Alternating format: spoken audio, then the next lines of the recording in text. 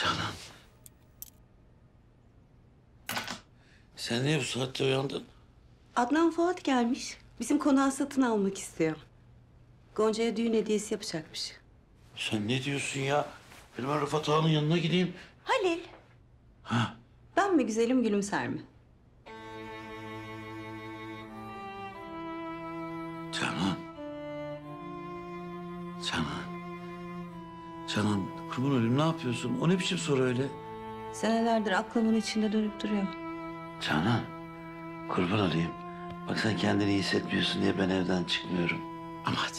Sen de biraz toparla kendini hadi. Seni hınzır. Dümdüz Gülümser diyemediğin için böyle kaçak göçek cevaplar veriyorsun değil mi?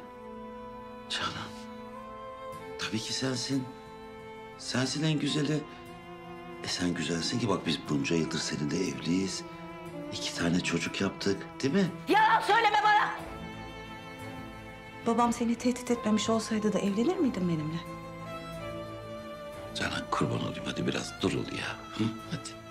Dümdüz cevap ver bana! Gülümser mi daha güzel, ben mi daha güzelim? Sana göre herkes benden daha güzel değil mi?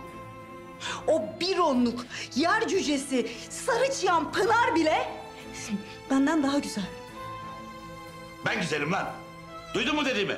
Ben güzelim. İçinizde en güzeli benim. Makyajlıyken dünyanın en güzeliyim. Yeter ya, yeter.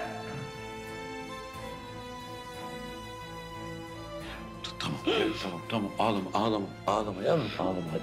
Hadi ağlama. Bırak! Bana yalan söyleme. Yalancı.